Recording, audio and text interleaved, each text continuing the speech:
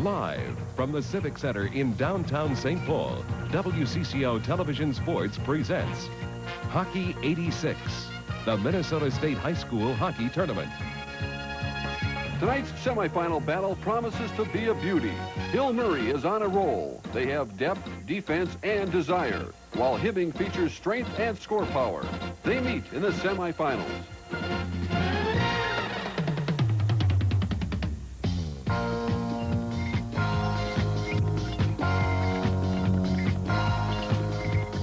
Brought to you by your 14 Twin City Chevrolet dealers, inviting you to live the style, performance, and fun of Chevrolet in 86. Red Baron Frozen Pizza. For a tournament like this, you deserve the best. Twin City Federal, where Minnesota banks. Scotch, makers of high-quality magnetic media recording products.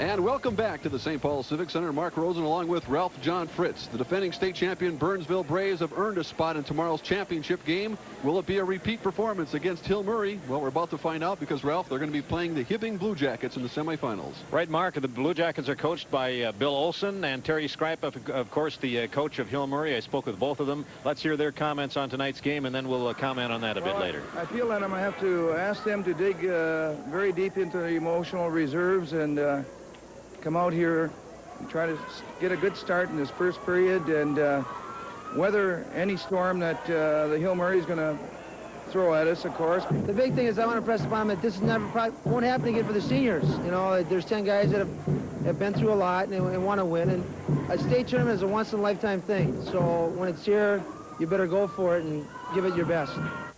Terry Skripek also told me that Hill Murray needs to get off to a fast start. Bill Olson said we need to prove something, that Hill Murray is not invincible like a lot of teams think they might be. Well, we'll find that out shortly, and we'll have more comments in a minute. This is continuing coverage of the 1986 Minnesota State High School Hockey Tournament.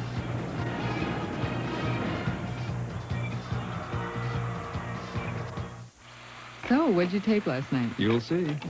Oh, a special on the Arctic Circle, huh? Great snow. Hey, what's wrong with this VCR? Well, maybe the heads are dirty. Here, try this head cleaner I bought. Oh, Scotch, huh? Mm-hmm. Looks like a tape.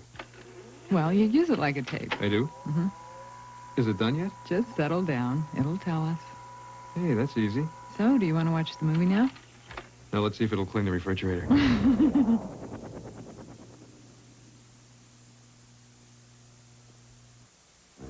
Imagine, NSP has tapped an energy source where impulses ride microcircuits at 200 miles per hour. This energy source is so flexible, it adapts to a volley of images. So sensitive, it responds to sounds of 1 decibel. This energy source is the creative energy of NSP's people, working to keep your energy costs as low as humanly possible. Creative energy, NSP. Now you can get a home equity loan faster than you can find a contractor. Wait.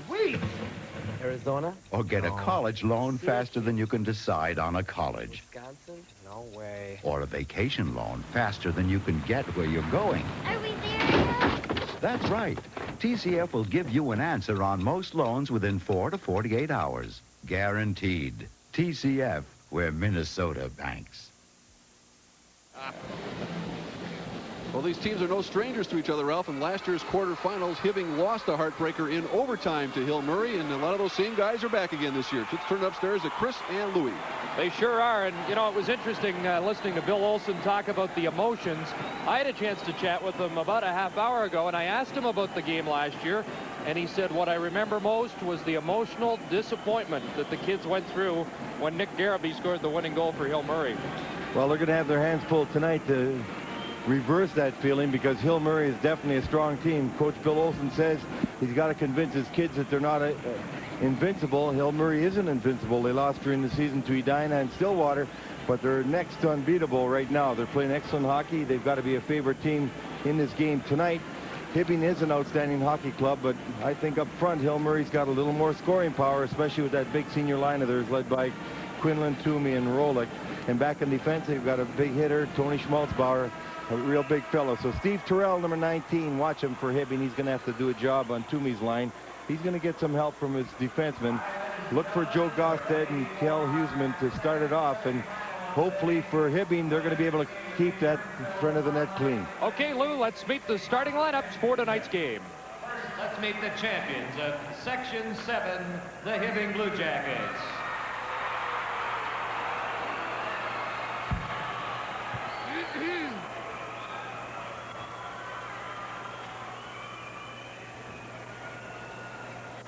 In goal, number 1, Rich Jacklin. Starting at defense, number 2, Cal Huseman. And number 4, Joe Gostad.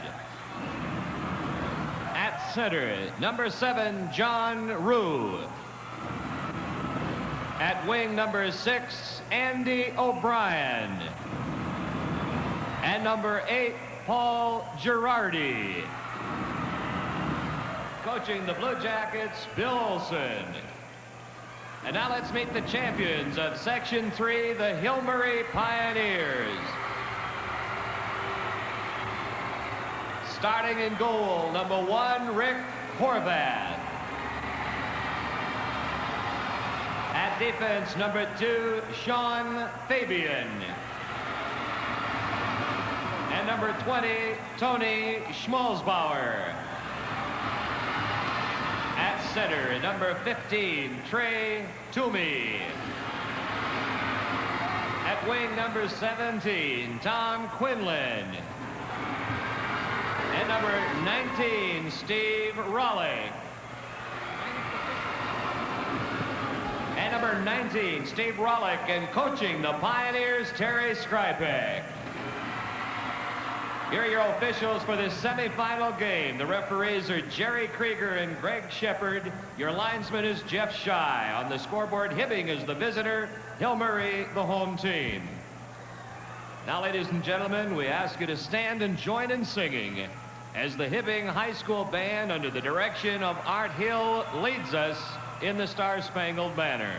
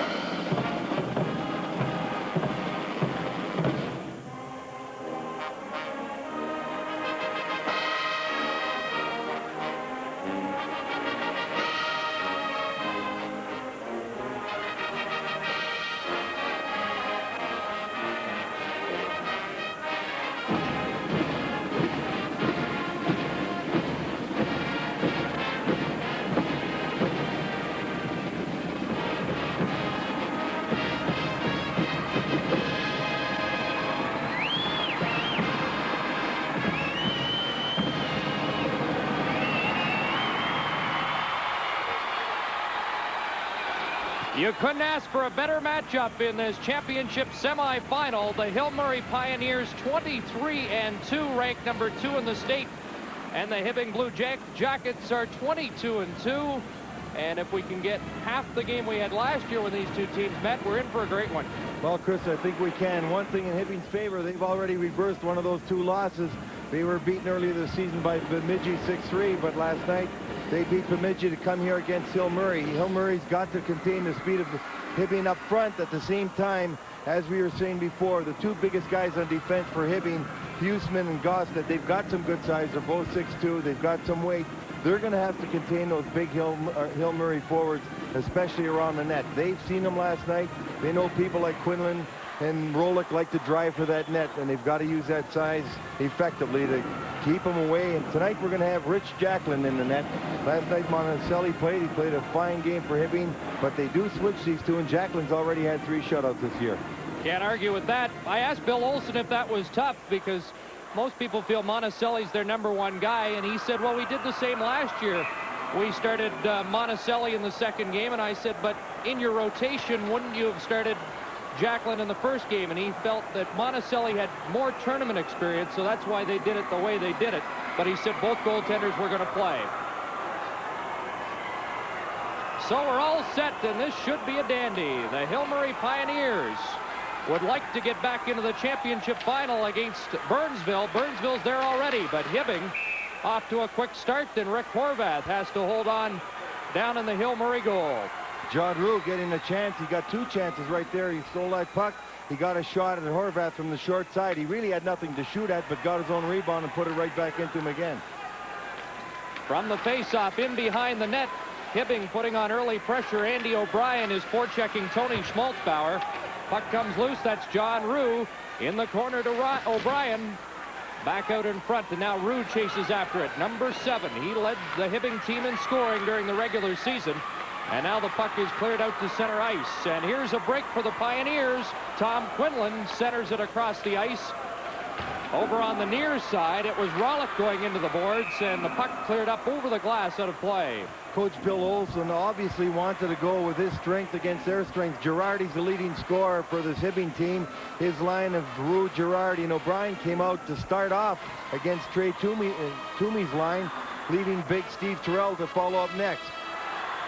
I wonder if Rick Horvath did any yelling before tonight's game. Apparently, when Hill-Murray trailed 2-1 against Richfield after 1 period last night, he had a few unkind remarks for his teammates. Well, we'll have to see how they fare this first period, whether he's going to have to do any yelling or not. Senior John Schwartz centers it out front for Hibbing. It's cleared away, but the Blue Jackets off to a good start. That's Steve Terrell, the captain, clearing it behind the net. Tom Schock has it for the Pioneers. Up on the boards, and now Nick Garabay, who beat Hibbing last year with that overtime goal, cleared it out, but it's cleared back in. On the near side, Dan Miller, #12. Miller with Mark Johnson and Garabay. Knocks it down deep into Hibbing territory. Garabay after it with Johnson. Johnson in behind the net. It's knocked off his stick, and now cleared up on the boards. Zabachnik had it up, cleared away from him. The Blue Jackets working on the near side. Now Hill-Murray comes up with it momentarily, and finally it's cleared to the line. Kept in, however, Todd Valento with a weak shot in on Jacklin. Mike Hardy with the puck for Hibbing. He is checked and has to go back for it. Now it's Blummer behind the net, centering pass, and that is cleared away by Steve Stavnes. Now it's pressure by Schmaltzbauer and the Hill-Murray Pioneers. Puck cleared to the line, and now it finally comes outside the line. So each team has bottled the other up with some good forechecking here in the opening minutes. Now it's Pascuzzi. Pascuzzi is checked on the play by Dave Barichka. A lead pass for Valento to Barichka. He clears it in, and Hill-Murray makes another line change. They've changed quickly in the opening 2.5 minutes. Up to Pete Wallers with a shot. There's the rebound, and it's cleared to the corner. Wallers had a pair of goals last night. He's #14 for Hibbing. In behind the goal, Tom Schock. Out at center ice, loose puck, Girardi. In it goes, out in front, they score! Andy O'Brien might have tipped it. Otherwise, it's Girardi's goal. Well, he certainly did tip it. He only had one hand on the stick as he was coming out from behind the net. The puck was taken away from Trey Toomey, 10 feet inside the blue line. Girardi's shot right here, you'll see going towards the net, and at the top of your screen, just coming from behind the net, right there, the puck gets deflected, and it looks like it should be Andy O'Brien's goal, deflecting Paul Girardi's shot right after Doug Terrell had stolen that puck from Trey Toomey. See this stick right there? He seemed to get a piece of it as Horvath was looking to block it. Here you're going to see Girardi's shot. It's not hard. It gets deflected coming in here. He just gets it towards the net. That's all he wanted to do. It hit the man, and the deflection in front by O'Brien puts Hibbing out in front 1-0. Andy O'Brien, a 5'8", 160-pound junior with the goal at 2:52, and the Blue Jackets of Hibbing are out in front. Now it's Trey Toomey for Hill Murray in the zone. He can't get loose. Puck is cleared to the line and out. So Girardi gets one assist and Doug Terrell the other. 1-0 Blue Jackets. Steve Rollick to the line, but it's kept in there. Kuzman around the boards, and Tom Quinlan, the fine winger, out the other side, and he gets it outside the line. Zabachnik bodies his man there. And it's Toomey feeding it ahead for Rollick. Steve Rollick is cut off as he had a clear lane to the net, but John Schwartz came back and made the defensive play. There's a good hit in the center ice zone, but here comes Hibbing, 2-on-1. Centering pass for Schwartz failed to collect. Now in behind the net, Terrell is knocked down. Schwartz is forechecking. Pinching in was Gostad, but Hill Murray comes out to center. It's Mark Johnson. Johnson checked inside the line. And back come the Blue Jackets as Terrell fires it in. He's one of the leaders on this Hibbing team and heads to the bench. Pioneers work it back in. Miller was checked at the line. There's Schmaltzbauer with a shot which goes to the corner. Blue Jackets fired around the boards, and out they come to center ice.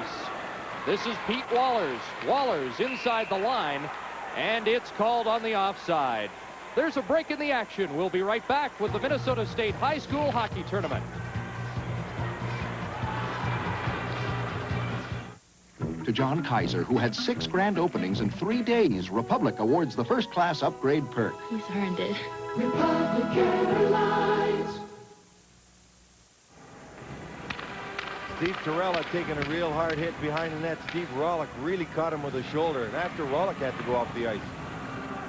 Terrell, Wallers, and Kasner are up front for Hibbing. The Pioneers have Dave Barichka, Jeff Blummer, and Todd Valento. In behind the goal, Pascuzzi clears it around the boards. Barichka's forechecking, but now Doug Terrell, the younger brother of Steve, fired ahead for Wallers. That failed to click.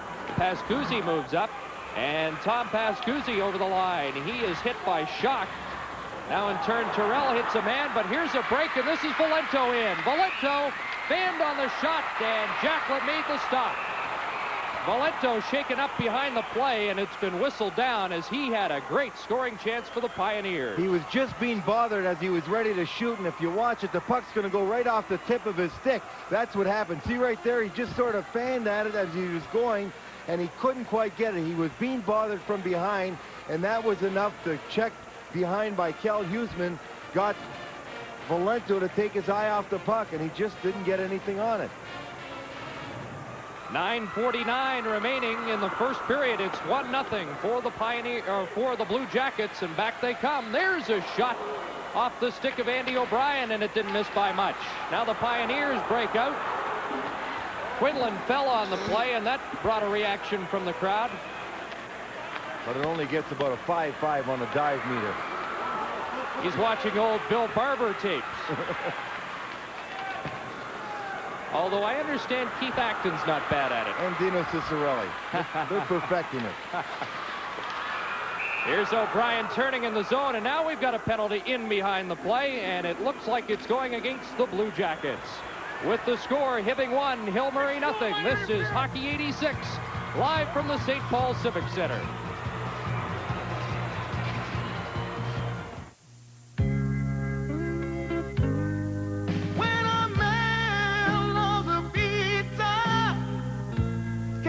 His mind on nothing else. He'd trade the world for the good thing he's found. When a man loves a pizza, got to be a Tony's, 'cause he knows. Tony's, the pizza to fall in love with. Andy O'Brien serving an interference penalty for interfering with Steve Rollick to the right of Hibbing's net. Hill Murray in a power play position to tie this game, trailing 1-0 to Hibbing.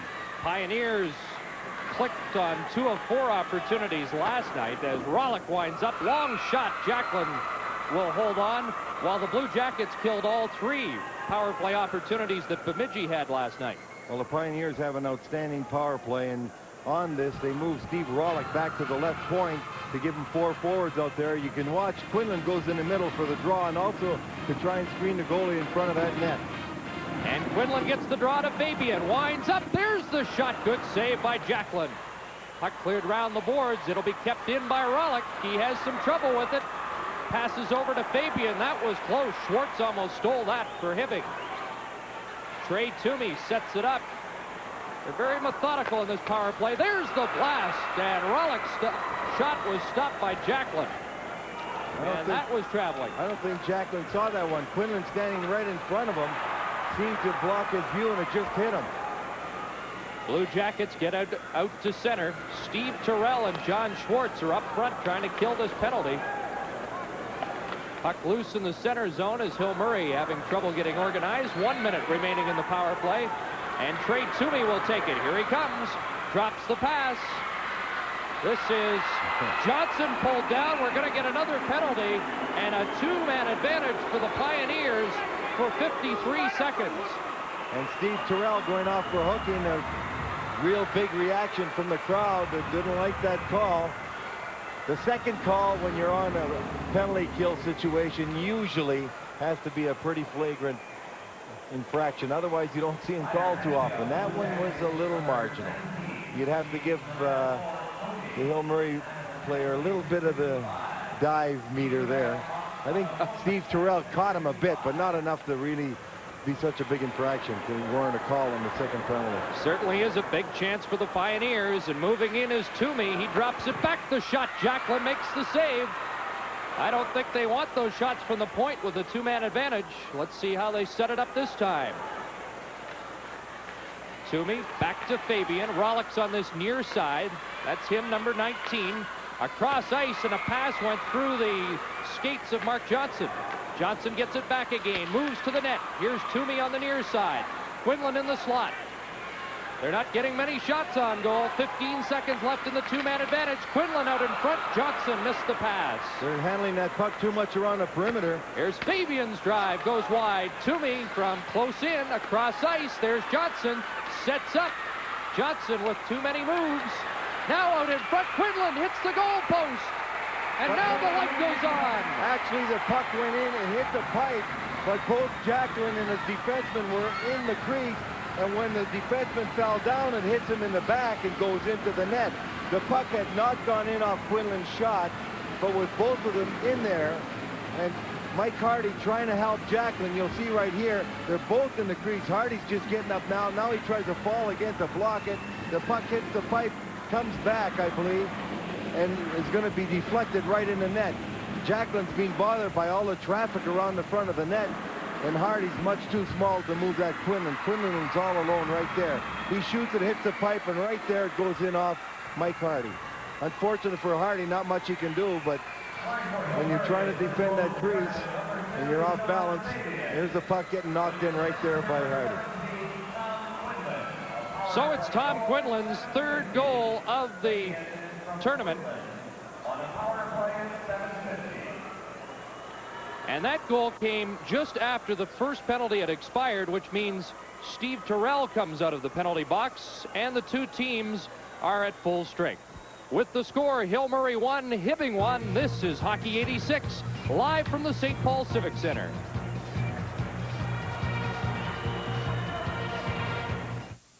There's never been a crisp like this.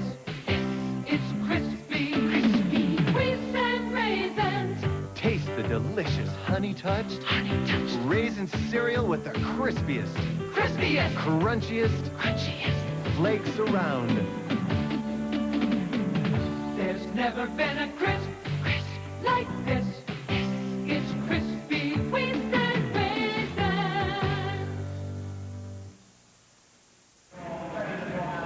Well, the size and strength of Tom Quinlan in front of that net, he just couldn't be moved. He wouldn't let himself be moved. He got a shot away. It didn't go in, but As it hit the pipe, it came back out, hit the Hibbing player, and back in the net, and this game is tied. So they capitalize on the power play opportunity. Trey Toomey and Mark Johnson get assists on the goal by Tom Quinlan. And it's 1-1 with 6 minutes, 53 seconds remaining in the first period. We expected a good one, and it has been so far. Loose puck in front. Here's a chance for Barichka. And sliding across was Stavnes to stop that shot. There's another one fired wide of the goal. So the Pioneers, after a slow start, are taking control. Barichka with the puck, trying to move out in front. Had it slide off his stick, and now Tom Sullivan clears the zone. And the Pioneers have to go back to get it as it slides in on Rick Horvath. Craig Quinlan around the boards for Valento too far. Cal Husman has it. He sends it back in the zone. And now Quinlan steps over his own line and sends it down into the Hibbing territory. And the Hill Murray Pioneers make a line change. Out at center, the puck is gloved ahead for John Rue. It was too far. Now Quinlan loses his stick at the line, and it's called on the offside. Well, Tony Schmaltzbauer was going to get man, player, stick, or puck, and he got 2 out of the 3. He got the man, and he got the stick. The puck went over the line, but he made sure that John Rule wasn't able to cross the line with possession of that puck. I thought Schmaltzbauer was outstanding last night against Richfield. He dished out a number of checks, and there's a tough shot right in on Rick Horvath from center ice. I really didn't care who won between Bemidji or Hibbing, but I would have liked to have seen George Palava playing against Schmaltzbauer, because some of those hits would have registered about a 10 on the Richter scale. 2 real big men that like to use their weight. From the faceoff, Girardi with the shot directed at the goal. Schmaltzbauer clears that away. He goes down heavily. Rollick clears it around the boards on the other side for Quinlan. Quinlan can't get it out of the zone. A shot in off the stick of Mike Hardy goes wide of the goal. Hibbing trying to get their forechecking game together. It's kept in at the point by Husman. His shot rolls wide. And now we've got a penalty coming up against the Pioneers. So we'll see the Hibbing power play. There's a break in the action. We'll be right back with the Minnesota State High School Hockey Tournament.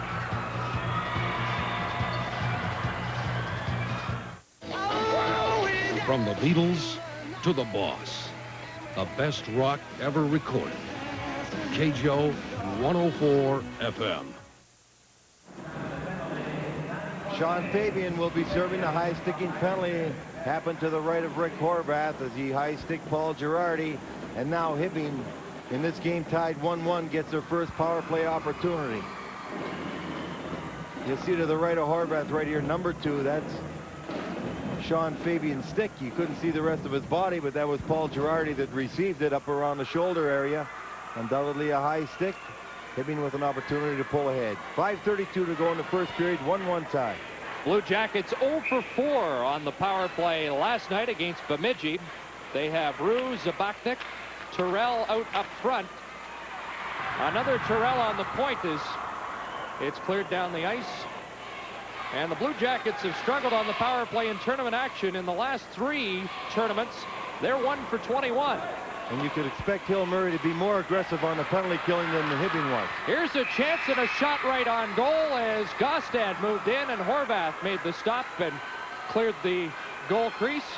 Well, he should keep that stick to himself. When someone's coming towards him, there's no need for that. You're already 1 down, and it's very easy to go 2 down. He's been watching Billy Smith highlight films.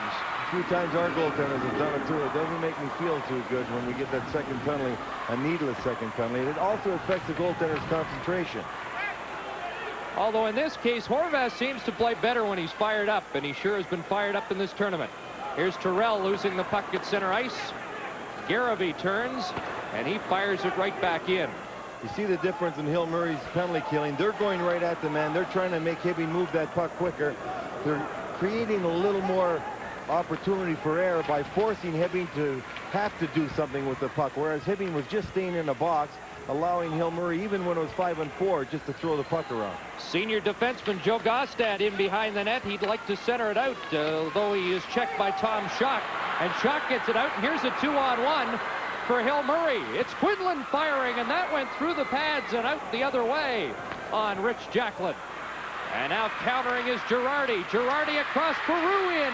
Rue with the shot, and Horvath holds on long enough for a face-off. Great chances at both ends. It certainly was. Girardi took both defensemen to him. His great speed forces the defenseman back. He's coming with such quickness that the defenseman can't stand up. So the defenseman sagged so far down right here, he was able to shovel off the Rue. And Rue, walking in all alone, was just thwarted by Horvath, who came out at the same time the defenseman Hill Murray made him shoot that puck in a hurry. Looked like Rue was caught between shooting or passing Girardi, and instead the puck rolled weakly off his stick. Smart play by Horvath, though, to come out and cut that angle. Challenge the shooter.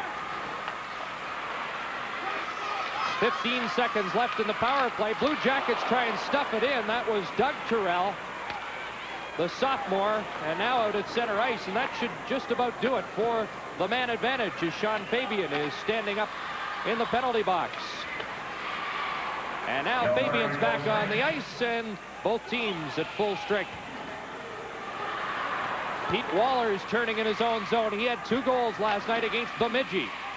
Hibbing works it into the zone. And now the Pioneers bring it out. Here comes another 2-on-1. Quinlan and Rollick. The pass for Rollick broken up. And it's held long enough for a face-off. There's a break in the action. We'll be right back with the Minnesota State High School Hockey Tournament. Getting bogged down in financing can put the home of your dreams out of your reach. Now there's help. Realty World and TCF. A fine play by Steve Stavnes breaking up that 2-on-1. Tom Quinlan this time elected to pass. He had a 2-on-1 just earlier, and he shot. This time he figured he'd change his mind, and he passed it, but Stavnes broke it up. Paul Girardi was dumped, and some of the fans felt the penalty should have been forthcoming. No penalty called, and play continues with the Pioneers in Hibbing territory. Puck is centered out. John Rue is there, and now Girardi takes over. Had a 7-game goal streak snapped in last night's encounter against Bemidji. Rue with the shot wide of the goal. Andy O'Brien moves into forecheck. There's Girardi looking for a loose puck, and he comes up with it. Girardi centered it. Nobody was there, and the Pioneers take over. Out at center ice. And this is Rollick on the latter stages of a shift here. Rollick gives away. Here's Toomey. Toomey feeds it back to the point. Moving in is Fabian. He lost it. And here come the Blue Jackets. 2-on-1. Terrell for Schwartz. Schwartz's shot was blocked by Schmaltzbauer. Puck in the corner. Toomey is there for the Pioneers. He hands off to Garibay.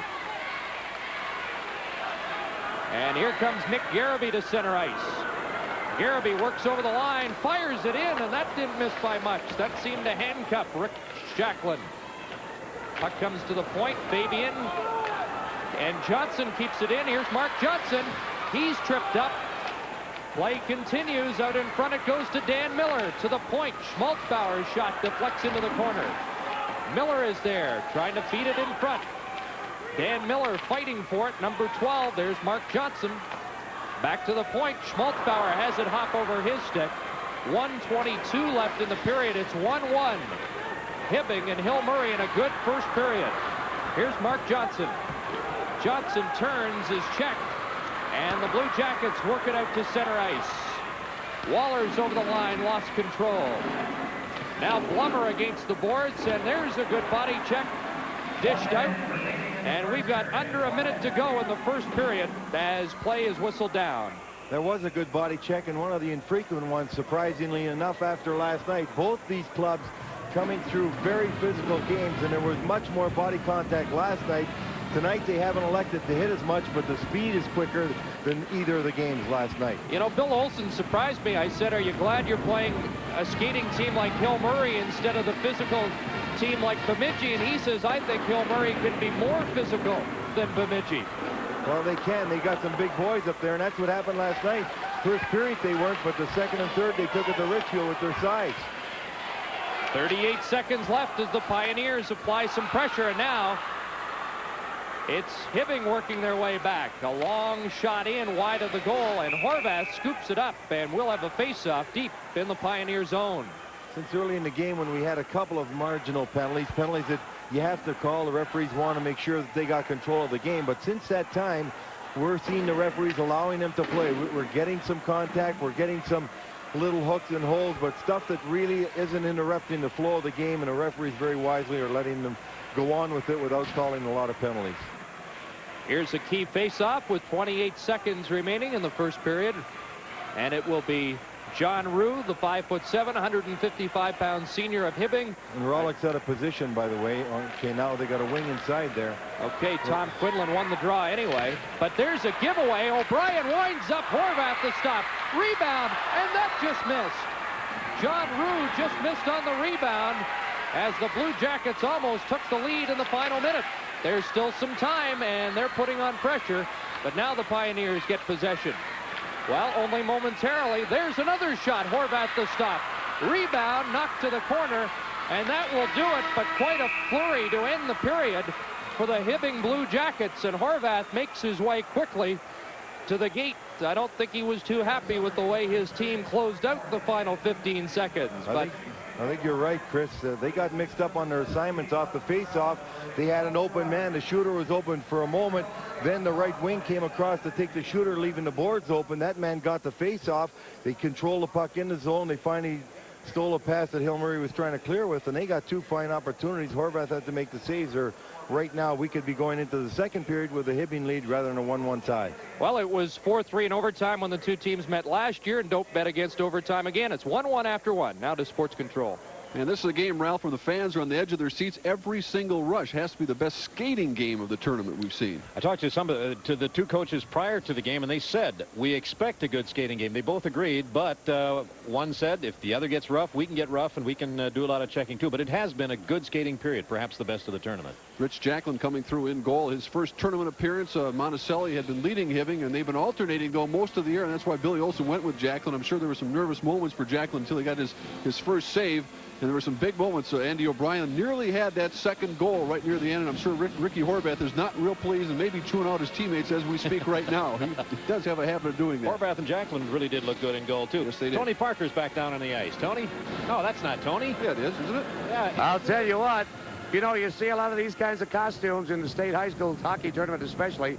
These guys were so good we had to bring you down and have a look at them. This is superb tailoring. You guys want to jump down and talk to me? We got them up on the penalty bench so you can see the whole costume. First of all, your names. Mike Broker. And what year in school? Second year, a sophomore. Okay, and how about you? I'm a sophomore. My name is Rick Nordvold. Two sophomores. How about you? Freshman, Dave Rue. Okay, first of all, who thought up the outfits, Dave? Well, we all got them together, but it was started by Jim Tuesnut about 3 years ago. He came down to state and dressed up. It wasn't this elaborate, but he cheeked up, and that's how it got started. Hey, I got to find out who did the makeup. Get in closer. Who did the makeup? Well, I'll tell you, we've worked for a long time to get as good as we are at putting on the makeup like this, so we do it ourselves. Okay. One of you guys got a brother in the tournament, right? Yeah. Which one of you? Huh? Which one of you guys got a guy on the ice today? Brother? No, none of us. Well, he's got a cousin. That's a cousin, John Rue. That's my cousin. Yeah. Okay. And you say you did you came by the makeup by how again? Well, we just we put it on ourselves. We buy it. It's not provided to us. This is all on our own. So we buy it and we put it on all ourselves. I'll tell you what, package it. You can sell it. You got to make a lot of money. All right. Yeah. Okay. That's just about a prize winner right there, right, guys?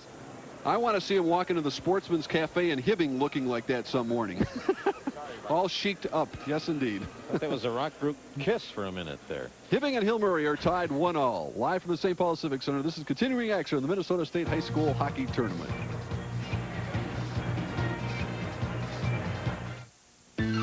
Anyone who wonders why farmers work with more Chevy trucks than any other make has never worked with Chevy trucks. Nothing works like a Chevy truck.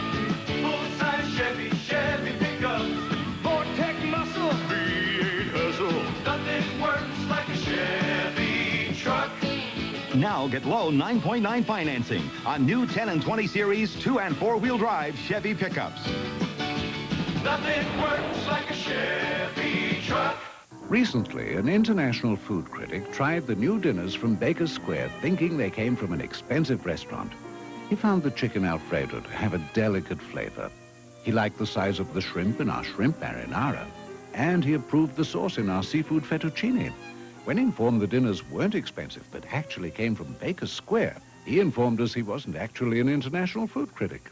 The new dinners at Baker's Square may look expensive, but they're not. Hey, don't you guys want to know what I think of the pie? In April 1986, the Minnesota institution will become part of a celebrated American tradition. TCF is going public. TCF depositors will have the first opportunity to buy stocks. Full details will be sent by mail. You have made TCF Minnesota's largest consumer banking institution. It's only right that you should own a part of it. TCF, where Minnesota banks.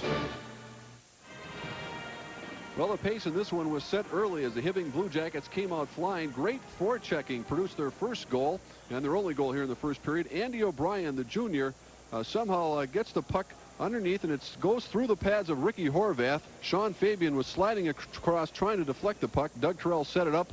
Horvath really never saw it. And here's another look at it. At 2:52 of the first period, assisted by Doug Terrell and Paul Girardi, 1-0 Hibbing. Terry Skrapek, the head coach of Hill Murray, said we want to start quickly tonight. We haven't done that lately. At 7:50, the Pioneers got their first goal on the two-man power play. Actually, it was listed as a one-man power play, but it was right after the one expired.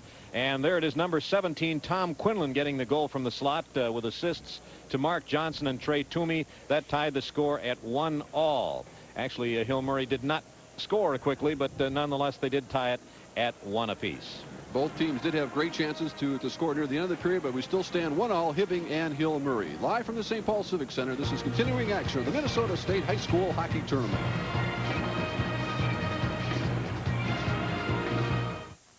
This is a computer for a construction company.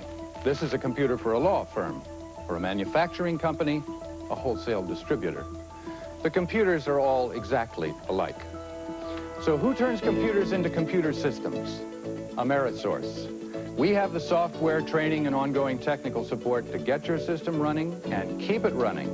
So when you decide to put computers to work, call us.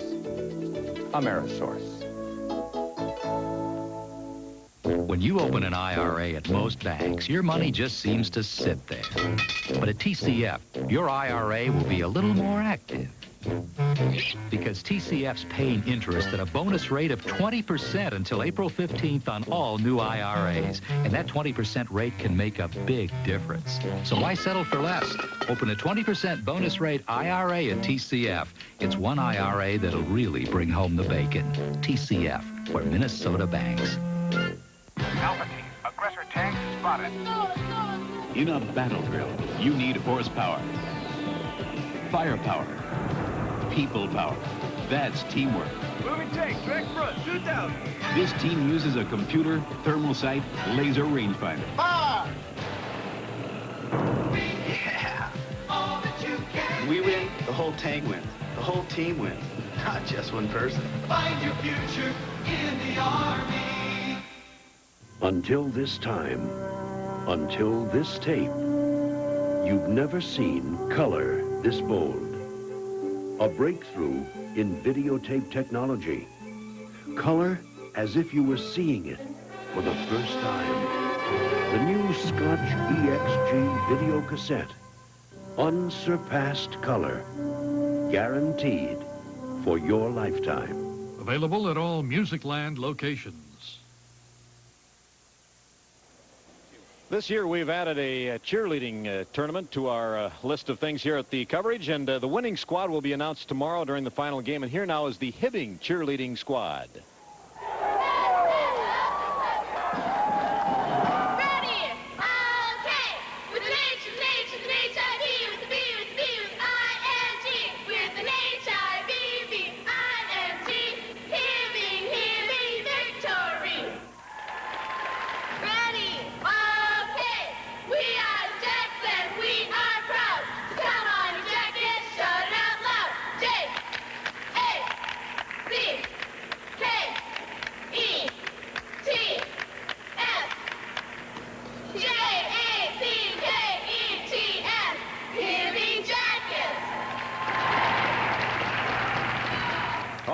The Hibbing cheerleading squad. And for the stations around our network, allow me to introduce our news anchor, Don Shelby, here at Channel 4 in the Twin Cities. Don usually is introducing me on the sports.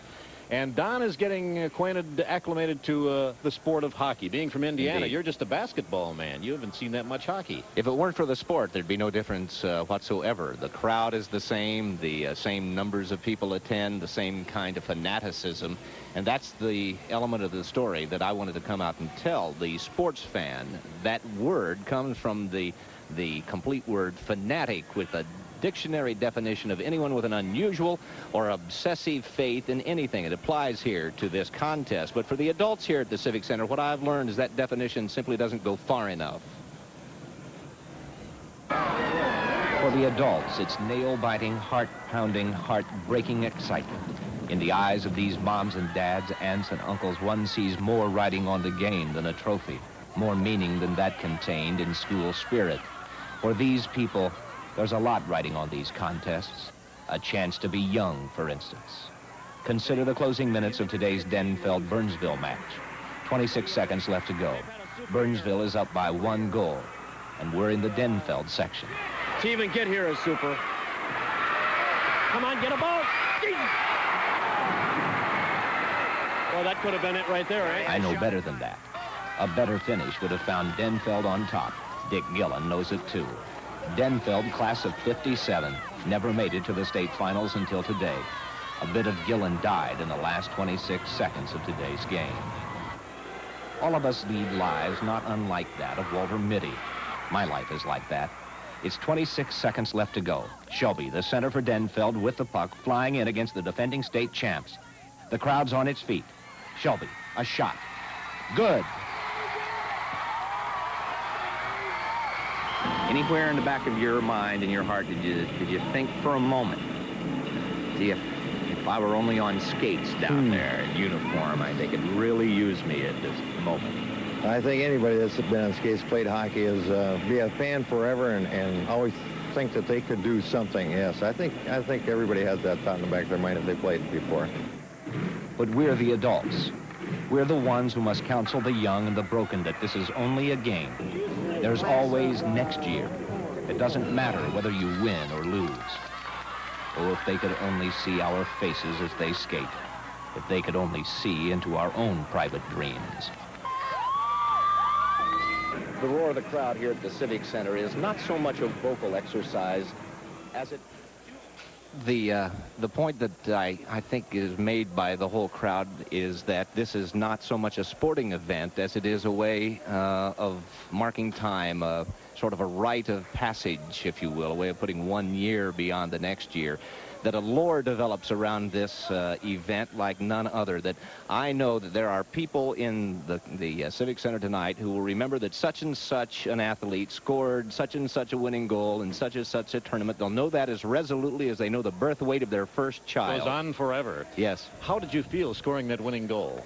It was a team effort, Coach. I couldn't have done it without the other two people who assisted me. You have to keep your objectivity, too. You look like you're pulling for Denver there as a reporter. You can't do, or for Denfeld, you can't do that as a reporter. I pulled because that was the effect the crowd had on me. That's where the excitement, the energy was. They do that, don't they? Yes. Okay, thank you very much, Don Shelby, for those views. This is live continuing coverage of the 1986 Minnesota State High School Hockey Tournament.